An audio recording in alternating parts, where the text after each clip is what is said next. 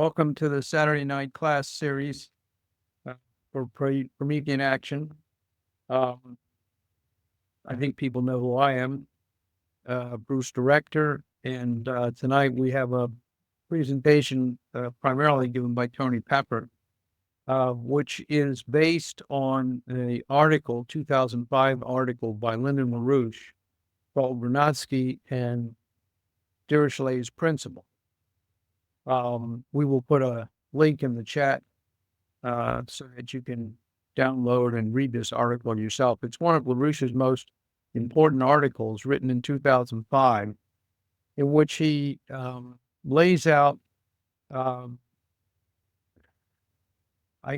of the basic principles of science, physical science, economic science, and history in a way that is totally relevant to the situation today, even though it was written 20 years ago. And I think you'll learn from the discussion tonight and in the dialogue why this is the case. The country right now in the world really is faced with a shift in fundamental relations between the excuse me, I'm getting an AI notice on the screen. A fundamental shift in the direction of society. As Trump has made it very clear, we're shifting away from the policies which really have been governing global affairs for the last more or less 40 to 50 years, or if not longer, been brewing longer than that.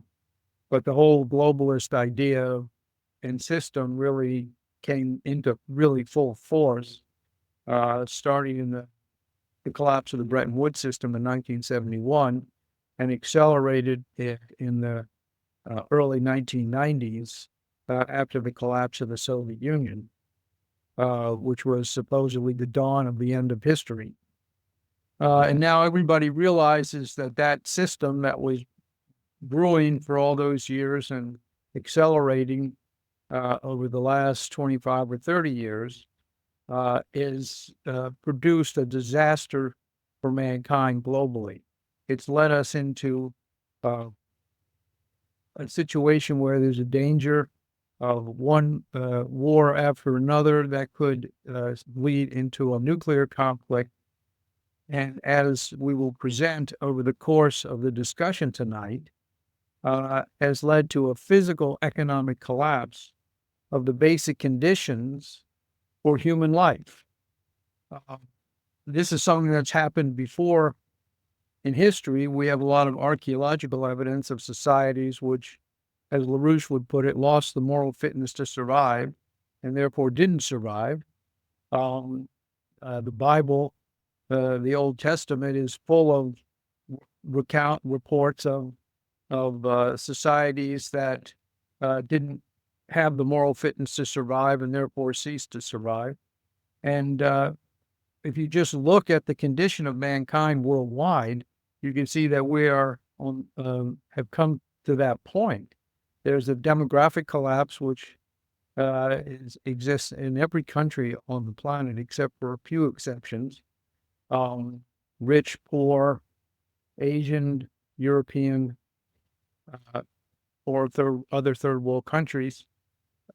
We have growing moral crisis that you could see by just the discussion, for example, around artificial intelligence, and the fact that people even would think that a machine can surpass the human mind in the ability to be creative, as opposed to being an imitation of a previous creative policy.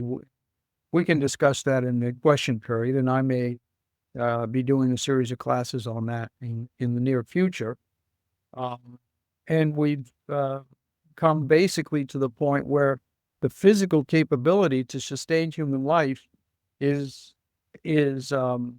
lacking in many parts of the world, including our own country, not for lack of scientific capability or technological capability, but because of the policies decisions to organize our affairs in a way that is inherently antagonistic to the fundamental principles of the physical universe and how that universe is organized.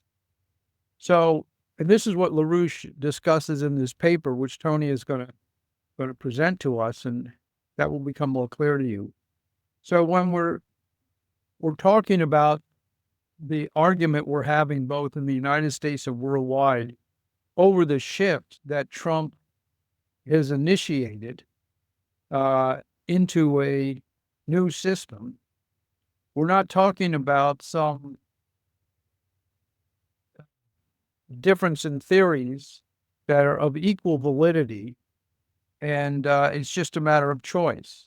Some people think the free trade system has worked well for many people, and if we keep working on it and just let it tweak it a little bit, somehow it will get better. Others say, no, what Trump is proposing and trying to steer the world towards is a better theory.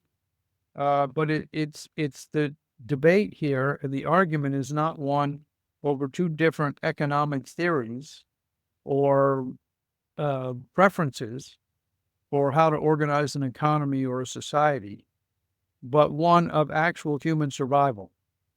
And LaRouche has always made this clear in all his writings, and in this particular one, he was addressing a crisis as it expressed itself in 2005 after the second election of George W. Bush.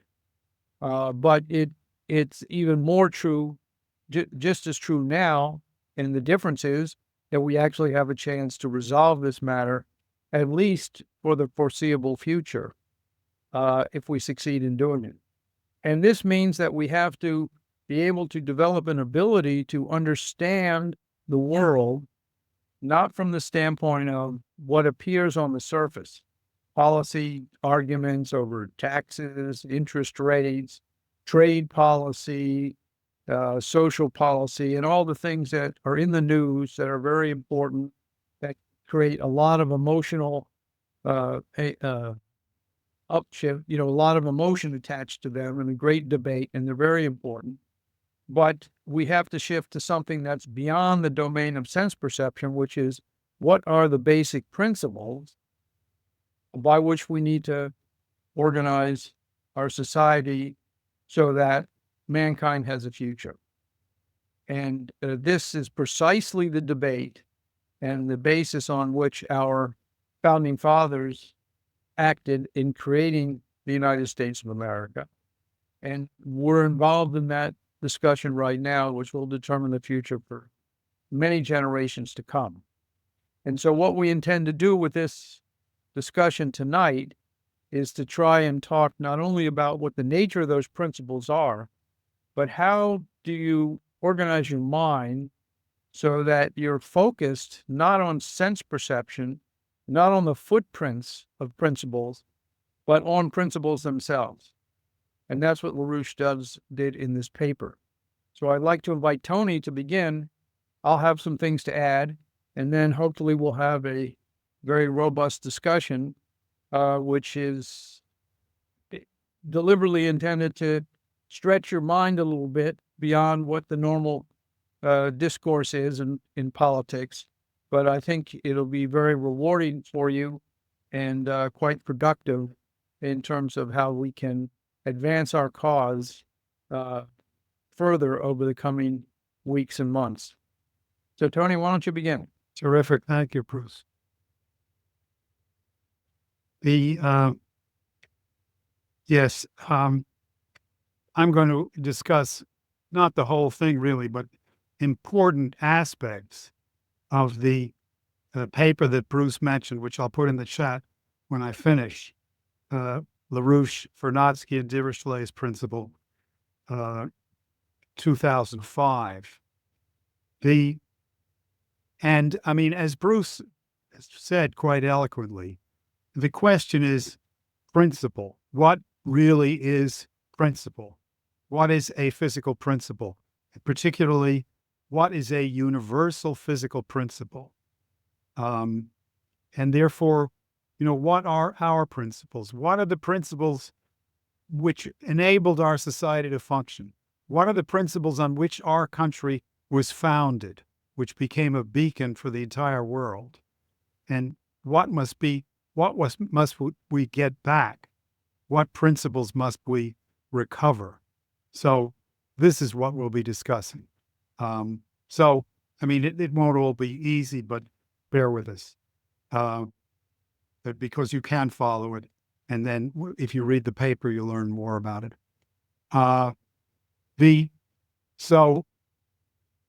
This is Linda LaRouche, born 1922, died 2019.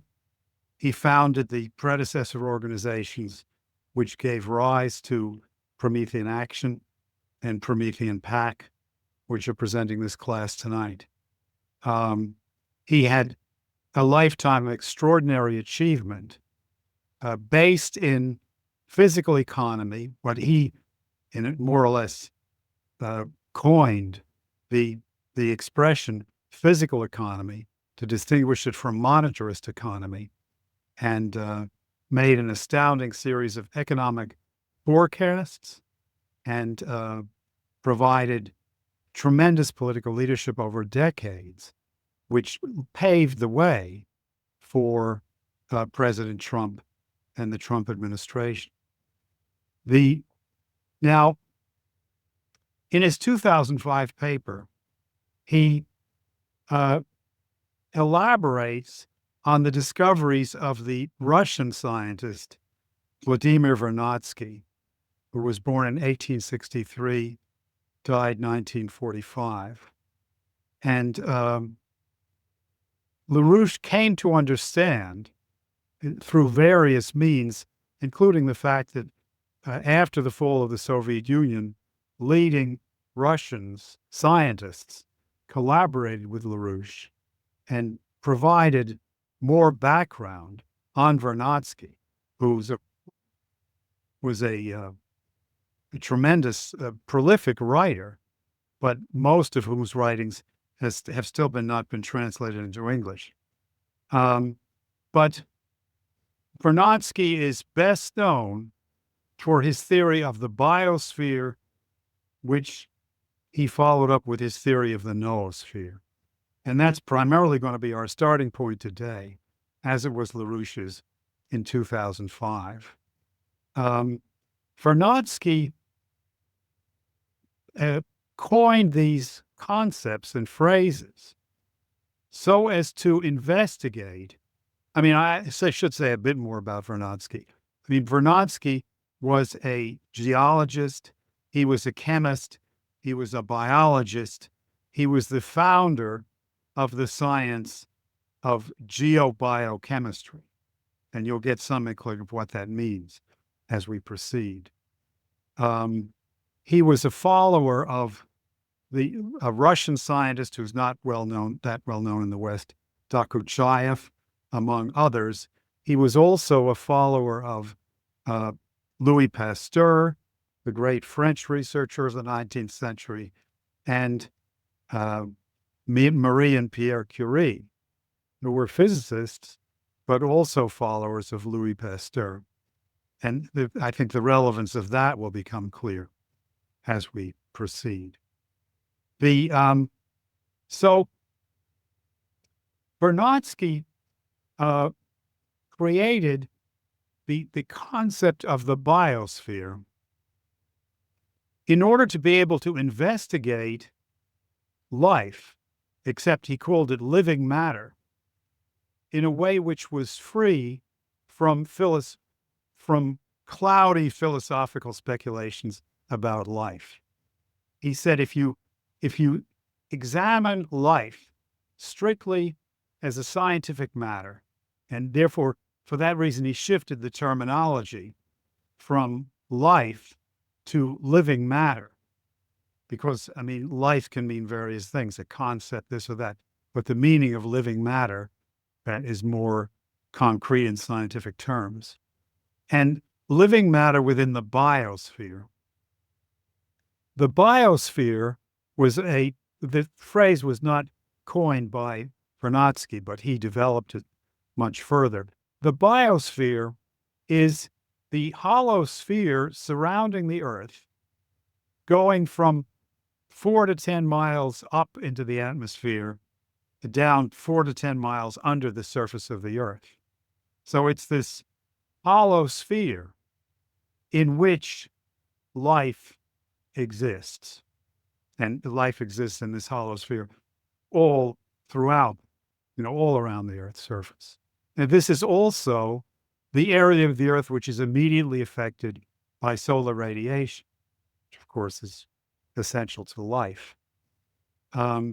So Vernadsky coined the biosphere, or restated the concept of the biosphere, and this concept of living matter, so as to narrow in on really what in physical experimental science, what is life. And if you do that, and we'll begin doing it in just a second, if you do that, you come to tremendous discontinuities, tremendous gaps, unbridgeable gaps between totally different kinds of laws existing in intimate proximity to each other right here on Earth. So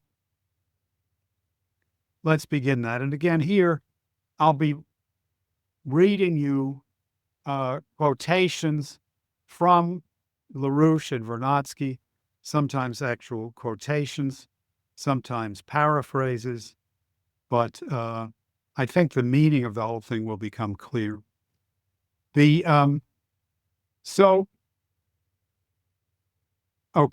I said, Vernadsky used the material, tangible realities of the biosphere and living matter to reach experimental conclusions free of philosophical preconceptions about life. As I said a minute ago, the biosphere is a spherical shell around the entire Earth, from several miles above the surface to several miles below it, within which living matter exists. This is also where the Earth is affected by incoming radiation from the sun, also from other cosmic sources. And Vernadsky says the sharp material energetic distinction of the living organisms of the biosphere from inert matter, non-life, pervades the whole field of phenomena studied in biogeochemistry. The sharp material energetic distinction of the living organisms from inert matter. The more so given that life is only produced by life. And this, of course, was proven famously by Louis Pasteur. There is no abiogenesis. There is no spontaneous generation. Only life produces life. All the attempts over centuries now, at least 4 centuries, to prove this false, to find some instance of life not produced by life, has failed. So we have to concede, as Vernadsky says, regardless of what our religious views may dictate to us, we have to concede that only life produces life, which is, again, a sharp distinction from the inorganic or inert matter, as we'll see. He says, living matter comprises only a few tenths of a percent of the mass of the biosphere, but is its most powerful force over geological time of tens of thousands of years. Over geological time, living matter proves itself the greatest force in the biosphere, with an exception which we'll come to in a few minutes. This living matter has created our atmosphere, our soils, the composition of our oceans, our sedimentary rocks. All of these are what Vernadsky calls fossils of the biosphere. They're not living, but they were produced in the past by the biosphere, and they testify to the biosphere, to its activity, and to its power, they're all fossils of the biosphere, and they testify to the power of living matter in the biosphere. They're all fossils of the living matter of the biosphere, be better said. Discontinuities. The sharp discontinuities, the things which just don't match and never will between the inert, non-living matter of the biosphere and the living matter. One, processes in living matter tend to increase the free energy of the biosphere. All inert processes, non-living processes, he says, except radioactive decay, decrease the free energy of the biosphere. Living matter increases the free energy, non-living matter decreases the free energy. Two, processes in natural living bodies are not reversible in time. You can't go back. You can't go from the old man to the young boy. Processes in living natural bodies go only forward. But all the physiochemical processes in inert natural bodies, non-living, are reversible. They can go either way. Three, living material. This was another discovery of Louis Pasteur. Living materials are disymmetric. Inert materials are asymmetric or asymmetric, or in a chemical term which Pasteur used was racemic. This is, a feature of organic chemistry since Pasteur that to say it in one way, many of you perhaps remember this from chemistry courses, that many chemicals have a left-handed and a right-handed variety. That's called disymmetry. In living matter, one-handedness predominates almost exclusively, usually. So if there's a left and right-handed variety of an amino acid, that in a living substance, all molecules of that amino acid will share, let's say, left-handedness. But in a non-living substance, they'll be equally mixed, left and right-handed.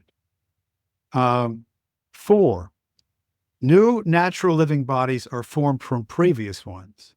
Natural living bodies are formed from previous ones. Inert bodies are formed irrespective of previous ones, except under the influence of living matter. This goes back to what we said earlier. There is no abiogenesis. Life is only produced by life. So all living things were produced by previous living things, and therefore they resemble and also, as we'll see, differ from them. But with inert bodies, they're formed the same way regardless. 5, and then related to that, the evolutionary process is found only in living matter and nowhere else. So I hope that was clear, or you got the general drift of it. We can discuss it further if not, but or if just you want to discuss it further. But LaRouche said these are discontinuities. These are total differences between the living matter of the biosphere with the inert matter which exists in close association with it, in and around it. The living matter has always a definite boundary, but it's always surrounded by the inert and interacts constantly with the inert matter of the biosphere. Yet there's a total discontinuity. They obey totally different laws, as we see from these examples. So now from his theory of the biosphere, Vernadsky went on to discuss the noosphere. And noosphere, it comes from the Greek noos or nous, which means mind.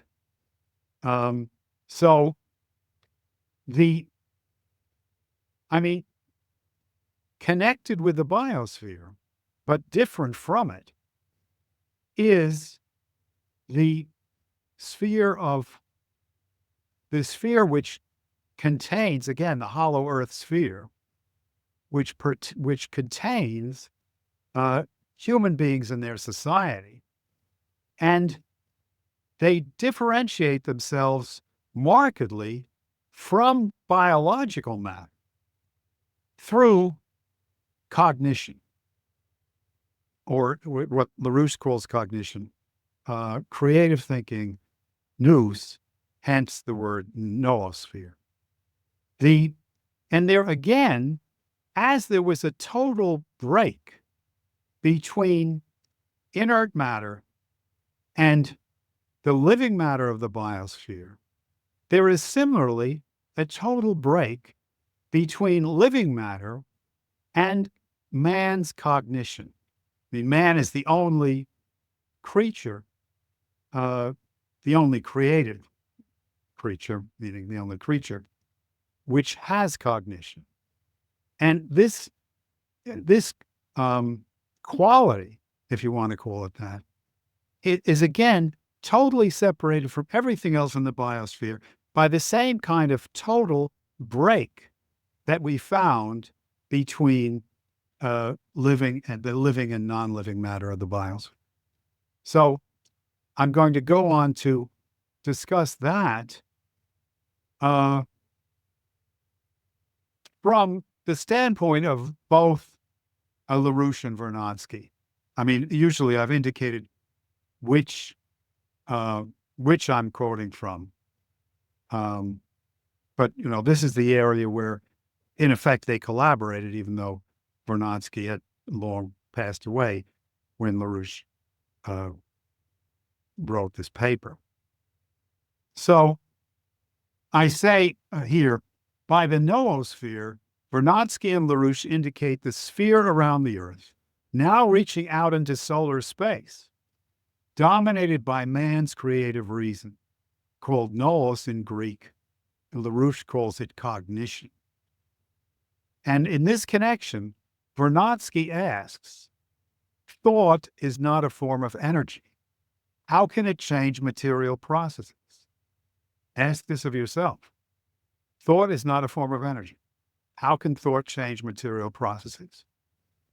And then LaRouche says, along the lines I was just going through a minute ago, just as there is an impassable, sharp, material energetic boundary between living and inert matter, so there is between cognitive and non-cognitive substance.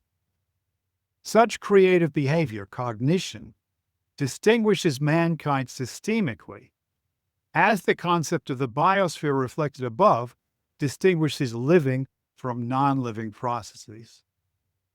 Cognition is not found in biology, just as the power of life is nowhere found in the abiotic domain.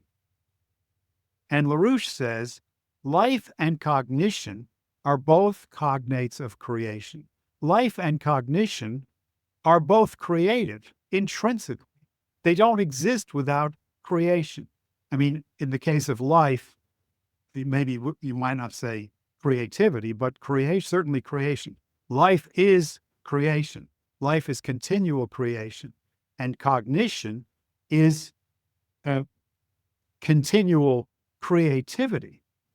In both instances, we are confronted by something which is universal and physically efficient, but intangible to the senses.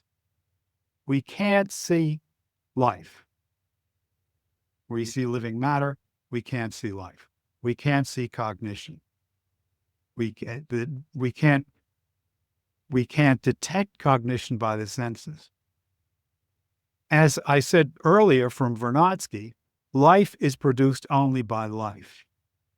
Cognition is not generated, as this is LaRouche speaking, cognition is not generated as a characteristic of living processes, but as a result of the impact of the higher principle of cognition upon living processes.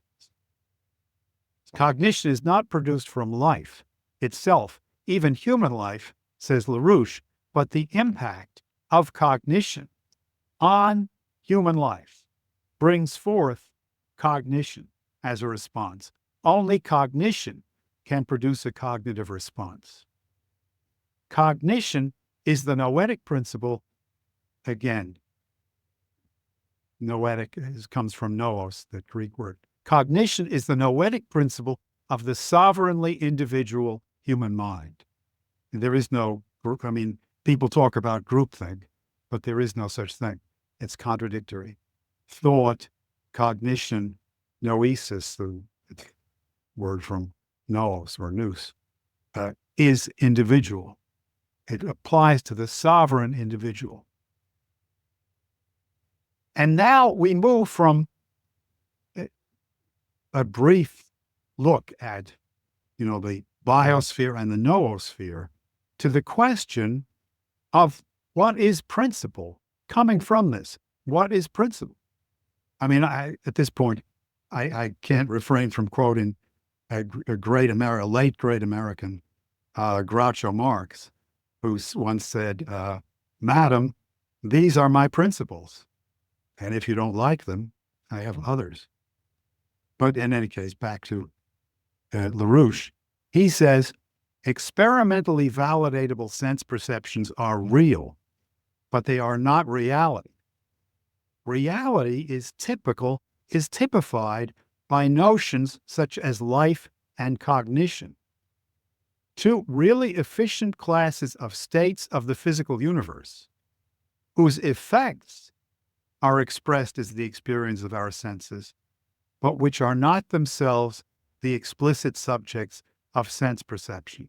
You can't see life. You can't see cognition. Experimentally validatable sense perceptions are real, but are not reality. Reality is expressed typically by notions such as life and cognition.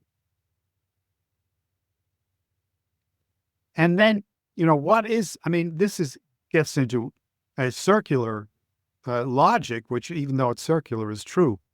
Linda LaRouche used to call it a self-reflexive argument, because LaRouche says, since universal physical principles are proven to exist with full efficiency, even though they are not themselves objects of self-perception, how is it possible that the human mind could conceive a universal principle as an object of the mind? And, how is it possible? How can we conceive a universal principle even though it's impossible to see it, feel it, hear it? How can you know it? How can you know it without sense perception? How can you know it's true? And the reality, it doesn't make it perhaps easier to understand, but the reality is you cognize it. This universal principle of cognition is precisely the principle which uniquely allows you to grasp a principle like cognition, even though it can't be seen, smelled, or tasted, or sensed in any way.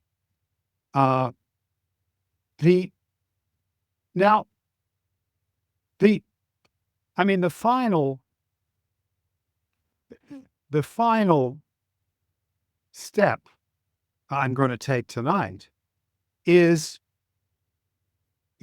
from these considerations of the biosphere and noosphere, go further to what is our society, and particularly what is our society? What is American society, the American nation, as it was conceived by our founders? Because if you follow the considerations I'm laying out here, you can come to a deeper understanding made possible by, the intervening 2.5 centuries since the founding, by the valid science of the 2.5 centuries since the founding of this republic. You can have an original and new grasp of what our fundamental principles are. Because the society designed by our founders in our Declaration, our Constitution, and the other great steps taken by our founding generation and the Lincoln generation in the Civil War. They founded a society for cognition, the uniquely human action of creative reason.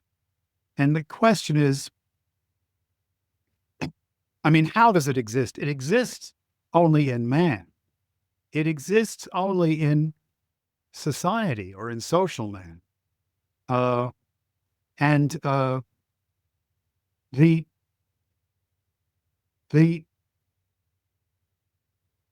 being of a modern society, of modern American society, is negentropy, is the which a word I haven't used tonight, but the when Vernadsky says that the free energy in living matter increases continually, it's analogous to the negative entropy or the increasing tendency for an increasing rate of free entropy, increasing rate of free energy in a valid functioning society, as ours was set up to be.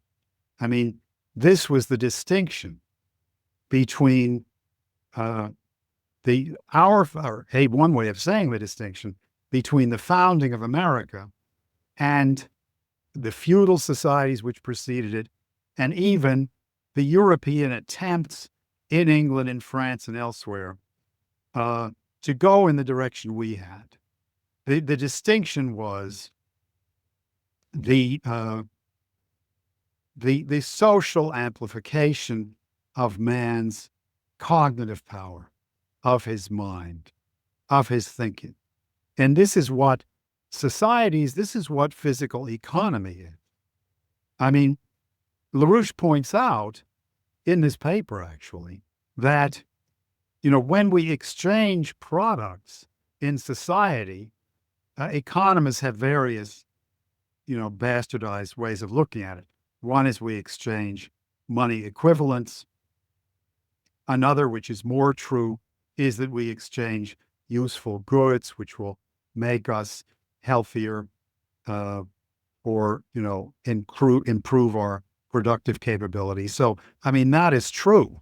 But if you look deeper, what we are ultimately exchanging is negative entropy, a negentropy, the result of cognition.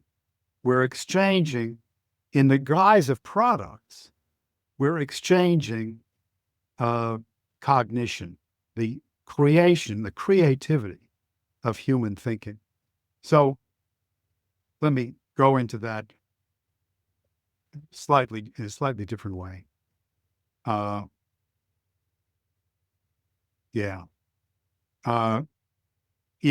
cognitive principle of our Republican culture. This is a quote from LaRouche.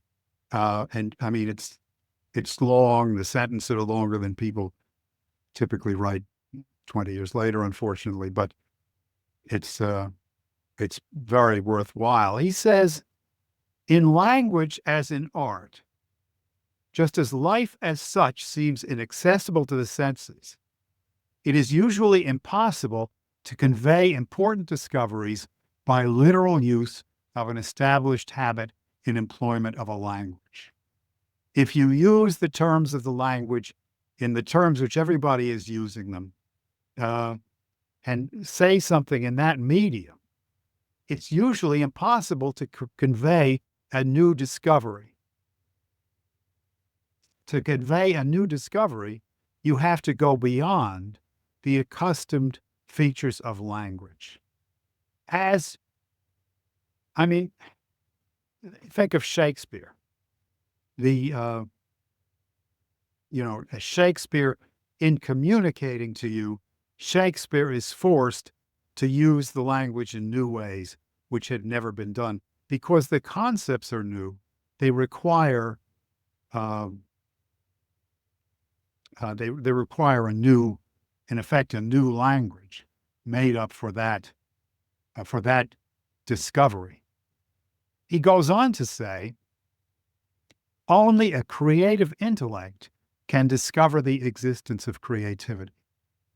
As Bruce cited artificial intelligence as a terrible example, the idea that you could teach people things by artificial intelligence is ridiculous.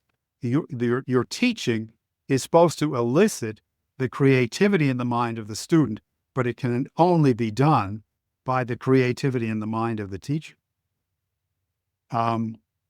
Creativity can be communicated only by prompting the activation of the creative powers specific to the individual human mind. However, even the dumbest of beasts, or U.S. presidents, there's George W. Bush, 2005, George W. Bush, yeah. Even the dumbest of beasts, or of U.S. presidents, could feel the force unleashed by that human creativity. So, the dumbest of beasts can feel the force unleashed by human creativity through its inventions and discoveries and so forth. But only creativity can understand it, and the creativity can only be called forth by creativity. Thus, he says, it is a fine point of Mosaic theology and the theology of Plato's Timaeus that only man can know the unseen God, although the universe must feel his effects. Knowledge of a discovery of principle is obtained only by experiencing the process of its discovery, not by recipes or deductive methods. And then this is another approach to the same thing, which says, how can you understand, any of Kepler's discoveries about the solar system?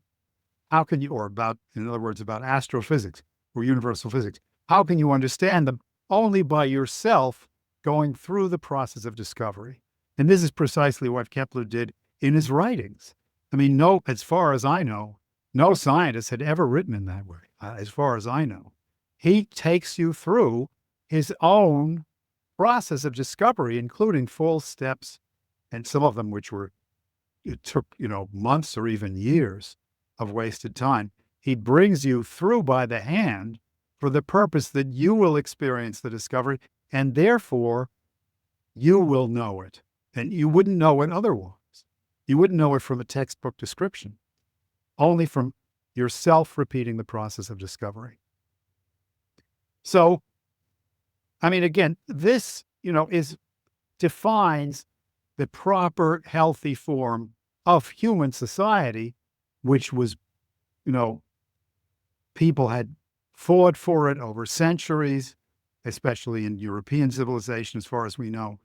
But it was really realized for the first time, in effect, in a whole society, as a result of the American Revolution, and made available implicitly to all people.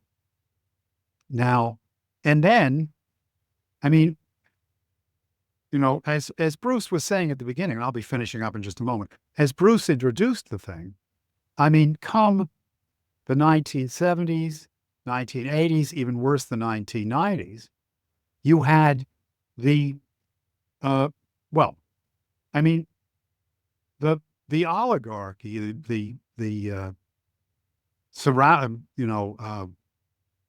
centered in the British financial oligarchy out of London. The oligarchy had been forced to tolerate aspects of cognition, creative reason, industrial society, scientific society, as a military necessity. That in modern war, you need these things. You need science, you need industry. Otherwise, you can't fight war. But with the breakup, or the fall and breakup of the Soviet Union, this oligarchy said, at last, we can rid ourselves of science, industry, cognition. We can go back to medieval idiocy. and stupidity, where everybody's a peasant who does everything the same way their fathers did, their grandfathers, back to Adam and Eve. And this is what they rushed to subject us to. And another name for this empire was globalization, which would get rid of industry as it did in the U.S. and most advanced countries and many other countries that had a degree of industry, like Mexico, Egypt, and many others. Get rid of industry, except for China and a few locations in East Asia, where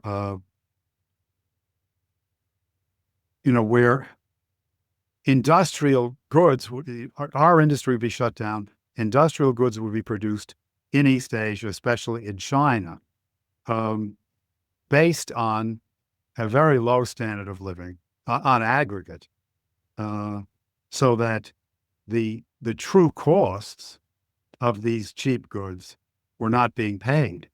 So our industry was being snuffed out by cheap goods, but we weren't even paying the full price because so many Chinese people were living in dire poverty. The then Prime Minister of China, Li Keqiang, in 2020, told a major Chinese conference that 600 million Chinese, which was 43% of the population, were living on less than $5 a day. And Prime Minister Li said, for that, you can't even rent a hotel room in a medium-sized Chinese city. 43% of the Chinese were living on that. And, it's not much different today. So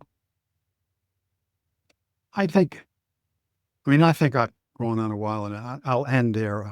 I hope that this has been provocative, and I'll be eager to discuss it with you. Thanks for watching.